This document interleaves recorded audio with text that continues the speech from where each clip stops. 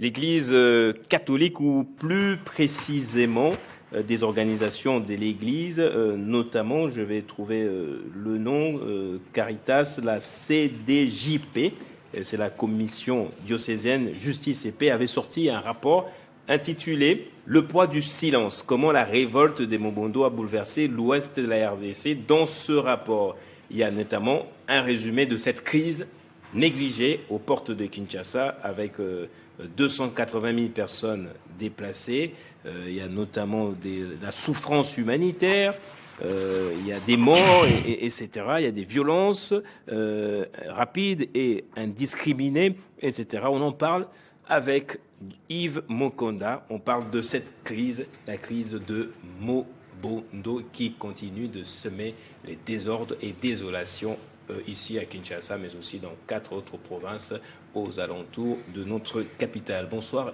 et merci d'être là en tout cas. Merci beaucoup. Bonsoir Gaëtan. Ouais. Et bonsoir à tous les téléspectateurs de Télé 50. Alors ça faisait longtemps que j'avais vu quelqu'un me proposer cette thématique. Souvent on parle Doha, on parle Qatar, on parle dialogue pour les politiciens. Et vous, qu'est-ce qui vous a poussé aujourd'hui à venir réveiller justement, ou remettre sur la sellette cette affaire qui devient de plus en plus oubliée? D'abord, cette soirée, mon moral n'est pas trop bien. Wow. Il y a double fait. Le premier, c'est d'abord le naufrage dans le lac Maindombe du tronçon Kiri, pour ceux qui connaissent ce coin, et Unongo. Il y a plus de dizaines de morts, plus de 20, comme on nous le dit. C'était, je crois, la dernière nuit. C'est aussi une autre insécurité sur la voie fluviale. C'est toujours de la province de Maindombe. Et c'est presque chaque année, de manière récurrente, que nous avons des naufrages. Et donc, est-ce que doit-on parler du défaut de pilotage, c'est-à-dire sur le secteur de voie fluviale au niveau provincial, ou bien c'est une situation que le gouvernement central doit vraiment prendre à bras le corps pour que la situation ne puisse plus se répéter, parce que chaque fois, il y a des pertes en vie humaine et à quantité très, très appréciable. D'autre part, c'est la situation des Mobondo qui a frappé pratiquement ma famille, mes amis, parce que c'est lui qui est parmi les victimes, parce qu'il y a eu tout récemment une dizaine de morts, et je crois il y a quelques jours passés. Où précisément? C'est au niveau du village Nkana. Nkana, nous sommes à la porte de la ville de Kinshasa, c'est dans les Maindombe, mais nous sommes c'est à quelques mètres de Kinshasa. Vous savez, cette histoire de l'insécurité commence à toucher presque partout. C'est un peu à lâcher des ballons. D'abord, c'est l'est du pays où il y a des millions de morts, presque il y a 3 décennies. Ailleurs, c'était les Kamona Sapou. Et aujourd'hui, c'est au niveau des Mobondo qui continuent à exacerber. Cette affaire qui a commencé à Kwamut, maintenant, c'est presque toutes les provinces avoisinantes qui sont touchées. Ça se généralise. Oui. Vous pouvez citer ces provinces. Vous ne soyez pas étonnés, ne soyez pas étonnés qu'un jour, parce que nous sommes à la porte de Kinshasa, qu'on puisse se réveiller. Un jour, vous allez voir, non, voilà, ici dans tel coin de la ville, on a assassiné de manière lâchement. Ça fait 3 ans, je pense, qu'on dit que cette crise qui a commencé précisément à la fin de l'année 2022, si je ne m'abuse pas, on dit toujours que cette crise est aux portes de Kinshasa. Pourtant, à Kingakati, c'est pas Kinshasa. C'est Kinshasa. Alors, nous y sommes déjà. Nous devons, la porte, ça. Nous devons interroger on doit les considérer politiques. cette crise comme une crise qui touche la capitale. Qui touche la capitale, Oui. et ça doit être un vrai problème du gouvernement. Autant que le gouvernement est en train de chercher à résoudre les problèmes de l'Est, mais n'oublions pas, il y a un problème de délocalisation. On est en train de pousser du côté de l'Est, et Kinshasa, on dit, on frappe directement au niveau de la capitale. Donc c'est un fait réel. Autrefois, on voyait des images sur les réseaux sociaux, des personnes décapitées avec des images très très compromettantes, des images très sensibles. On pensait que, écoutez, bon, on voit à travers les réseaux sociaux, ça ne nous touche pas. Mais là, ce sont nos familles, ce sont nos frères, ce sont nos amis très très proches. Nous sommes en train de passer le deuil. Je crois, au week-end ici, les corps doivent être expatriés, aller vers la province pour les obsèques et enterrements. Et donc, c'est un fait réel.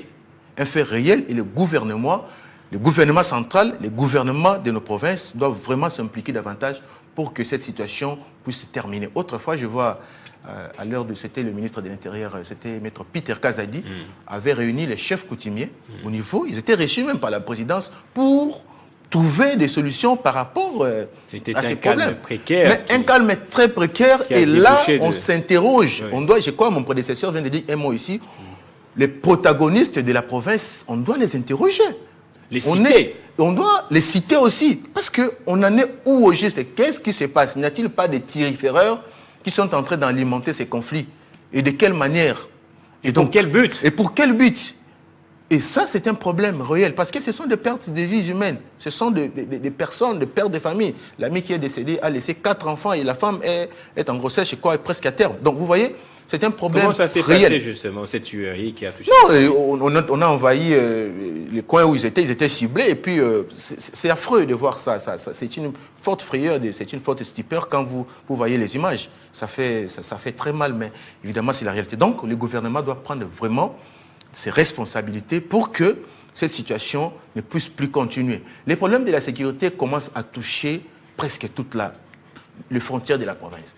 J'ai suivi sur les antennes de Télé 50 ici l'honorable Grace Neema Painini, elle est questeur adjointe de l'Assemblée nationale. Je pense que le territoire de Ango, dans sa circonscription électorale, il doit se taper la poitrine d'avoir une élue qui pense à sa population, à sa base sur tous les plans, que ce soit sur le plan social, parce que là-bas d'ailleurs, on l'appelle maman sociale, et aussi sur le plan sécuritaire, elle est en train de dénoncer la situation sécuritaire qui se passe dans son coin. Elle en a dit au Perchoir, je l'ai suivi autrefois lors de la législature au quinquennat passé, mais cette fois-ci, je l'ai suivi dans vos antennes, où elle était reçue par une de vos journalistes. Elle était en train de décrier sur la situation sécuritaire qui se passe au niveau de la Grande Orientale, plus spécifiquement dans son territoire de Ango. Mais il faut aller aussi vers le bas, le Haut-Ouélé, parce que le territoire de Ango, c'est au niveau de Bas-Ouélé. Le territoire de Ango fait frontière avec la RCA, le Sud-Soudan. Et vous voyez, ce sont les deux États qui sont aussi instables du point de vue sécurité. Et donc là, il y a un peuple, des pasteurs qu'on appelle les Mbororo, qui presque, ce sont des pasteurs, comment on les appelle, des pasteurs nomades, qui sont à la recherche des pâtures pour leur bétail. Mais ils ont pris asile, ils ont occupé cette partie. Cette partie du territoire des Ango, c'est presque 300 km qui séparent avec la RCA. Et donc, cette population a occupé cette partie et présente des caractères un peu belliqueux à l'endroit de la population. La population des Ango, c'est une population qui vit presque de la pêche et de l'agriculture, parce que la forêt, c'est la forêt. Les routes sont défectueuses et il n'y a pas une sécurité appropriée sur le long de ces territoires, sur le long de notre frontière. Et donc, c'est un vrai problème où la population se situe en insécurité, même pour aller exercer leur activité de la culture, pour entrer dans les forêts. Il n'y a pas de route, il n'y a rien. Et si je prends la distance qui sépare le Ango ainsi que l'autre territoire, ainsi que le Haut-Ouélé, donc c'est presque les 1500 et quelques kilomètres. Et il n'y a pas une sécurité vraiment pour que... et demain, ne soyez pas étonnés. Aujourd'hui, l'Est est attaqué, mais demain, vous verrez, une autre rébellion pourrait surgir à partir de cette frontière. Donc, il y a lieu que le gouvernement puisse renforcer la sécurité. De l'autorité de l'État dans la frontière à Ango, c'est ce que vous dites. Oui, absolument. Justement. Il y a il y a un conflit ethnique qui commence en tout cas, je dirais un conflit, ce n'est pas un conflit ethnique, mais moi je dirais une sorte d'occupation d'une population étrangère qui vient s'installer. Les Mbororo qui viennent pratiquement de la RCA, vous comprenez, l'histoire des Mbororo, c'est connu, ils viennent de l'Afrique de l'Ouest, ils parcourent, et là ils viennent s'installer. Et n'oubliez pas, les conflits de l'Est du pays, c'est pratiquement des choses, c'est la même chose, mais qui était justement lors des migrations des peuples, non, ils se réclamaient maintenant être de Congolais. Vous comprenez, une situation pareille. Donc cette instabilité, je pense que l'État, l'autorité de l'État, bien sûr qu'il y en a, bien sûr, on ne peut pas dire qu'il n'y a pas, il y a absence de l'autorité de l'État, ça existe, mais en faible proportion. C'est-à-dire que l'État doit renforcer la sécurité, sécuriser la population pour que, en tout cas, tout est là pour que les substances puissent engendrer, parce qu'il n'y a pas de route. Donc, et ça sera difficile pour que, s'il faut faire intervenir... Donc, tout est réuni pour une implosion. Tout est réuni pour des situations comme ça. Donc, il faut que le gouvernement puisse prendre en place. Et cet honorable était clair par rapport à ses propos. Moi, je salue, et je salue aussi la population de ces coins qui avait choisi les élus, qui continue toujours à faire confiance à l'honorable Grace Nehema. Et je pense que comme elle continue à booster, d'ailleurs, elle siège actuellement au bureau de l'Assemblée nationale, et je pense que la population a cette chance qu'il y a une élue qui commence toujours à porter un peu plus haut la voix pour que le gouvernement puisse intervenir. Elle n'a pas été éjectée de son poste. Non, justement, c'est la raison pour laquelle je crois que c'est un exercice démocratique, mais il n'a pas été éjecté parce qu'on a trouvé qu'il y avait un vide par rapport donc, face à tous ces conflits, que ce soit des conflits interethniques ou des cas justement d'immigration de peuple, d'agression du pays, vous recommandez notamment que l'on renforce la présence de l'autorité de l'État partout. L'autorité de l'État doit être renforcée à travers le pays. Autant que nous devons retrouver l'intégrité territoriale aujourd'hui qui, à l'Est, nous sommes pratiquement laissés à la merci de nous-mêmes. Vous allez voir tout à l'heure, on est en train de parler des dialogues. J'ai suivi l'abbé Donatien. Évidemment, on l'appelle Monseigneur. Il est chapelain du pape. Il a été nommé chapelain du pape pour réclamer le dialogue. Écoutez, le dialogue, nous sommes d'abord africains. Par essence, nous sommes appelés à parler entre nous. Mais quand il s'agit de l'État, n'oublions pas qu'on doit gérer l'État sur base, on doit gérer une nation sur base de palabres. Moi, je parle, ces dialogues-là, c'est une forme de palabres. À l'africaine. À l'africaine, bien sûr. Nous avons des institutions. Dites-moi, depuis le commencement de ces conflits ici dans notre pays, depuis le temps de la Kabylie jusqu'à aujourd'hui, on a eu à faire combien de dialogues? Et il y a eu quel type de solution? La Kabylie, c'est le système dont je parle, du pouvoir que Kabila a commencé. Aujourd'hui, il y a 18 ans, l'état de Kabila jusqu'à aujourd'hui. Il n'y a eu que des dialogues. Et on est allé de dialogue en dialogue. Mais pour quelle fin? Est-ce que les dialogues qu'on avait eu depuis Sun City, depuis on est passé par là, et ainsi de suite, aujourd'hui, on a vu des dignes fils du pays qui prennent les armes en complicité avec l'extérieur pour pouvoir agresser la nation. Alors, doit-on continuer avec ces dialogues? Je crois, il n'y a pas longtemps, le chef de l'État avait réuni, je crois c'était l'année passée, si je ne me trompe pas, il avait réuni tous les députés de l'Union sacrée où il a refusé de parler. Ça, c'était aussi une forme de dialoguer avec les panthères. Pourquoi? Parce que on va retourner toujours à la case du départ. Cette histoire de brassage, des sources-là, et qui fera entrer des infiltrés, et qui va fragiliser l'armée. Évidemment, on sera dans une forme de spirale infernale de l'insécurité, de la fragilisation de notre armée. Alors, une nation sans armée forte, nous sommes nuls. Mais le pouvoir en place fait tout pour qu'on aboutisse à ça. Quand on va signer à Washington, notamment, un accord minier ou un accord économique avec le Rwanda, il faut bien qu'en RDC, cela soit accepté par tous. Si vous ne faites pas de dialogue, vous faites des concertations au moins. Il faut savoir quelque chose. La RDC est une nation. Le Rwanda est aussi une nation. Et la RDC en tant que pays, la RDC a une population et le Rwanda a aussi une population. Et si aujourd'hui la RDC se met à faire des concessions commerciales avec la nation, avec la population du Rwanda, il ne faut pas dire qu'on ne doit plus parler avec nos frontières parce que les systèmes passeront, les hommes passeront, mais les systèmes, les nations vont rester. Quand on signe les accords, c'est pour faire bénéficier les populations et non pour les individus. Celui qui fait mal à la RDC, c'est la personne du Kagame qui a forgé le M23 pour pouvoir agresser le pays. Alors vous n'allez pas interdire au chef de l'État de pouvoir signer des accords pour bénéficier, pour que les populations puissent être bénéficiaires. En RDC, nous avons des gens qui ont des familles, qui ont épousé les femmes au niveau... Qui a fabriqué les Mbororo que vous avez cités? Bon, les Mbororo, on ne les a pas fabriqués. Les Mbororo, ce sont des peuples qui viennent sévir dans notre pays, mais il peut y avoir une récupération politicienne. Il se peut qu'il y ait, comment je dirais, des personnes mal intentionnées qui peuvent profiter d'une situation faible dans les pays. Pour que, non?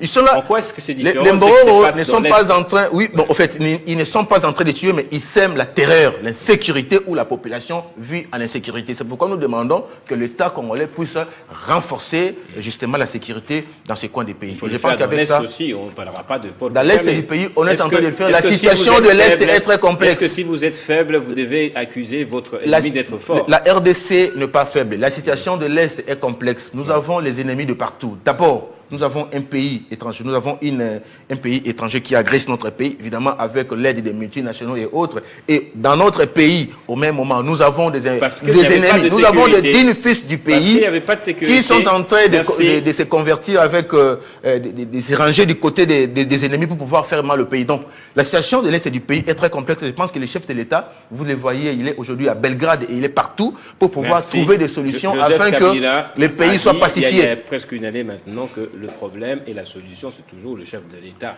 Donc, quand je vous entends parler aussi, je vois que le chef de l'État, il est le garant du bon fonctionnement des institutions. Et alors, ça va de soi qu'il lui-même puisse taper la patrie pour pouvoir résoudre ces problèmes. Mais lui, le chef de Kabila, il était le chef de l'État. Aujourd'hui, on l'a accusé ici d'être en connivence avec la rébellion. Et ça aussi, c'est un problème. Vous comprenez. Et donc, moi, je pense que nous devons encourager le chef de l'État, Félix Tshisekedi, dans tout ce qu'il est en train de mener comme démarche pour que le pays soit pacifié. Et nous sommes confiants et nous avons de l'espoir et nous savons que à bientôt ici, la population de l'Est sera libérée. C'est des régions, c'est quelques localités qui sont prises. Et aujourd'hui, la RDC va retrouver son intégralité et puis tout le monde sera content. Merci beaucoup à vous d'être passé.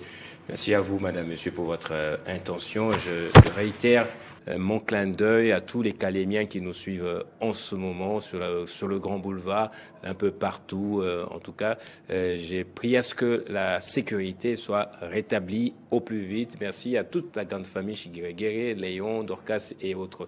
Bonne soirée chez vous. Restez toujours en train de suivre Télé 50 parce que le journal, c'est tout à l'heure avec Grâce à l'amour.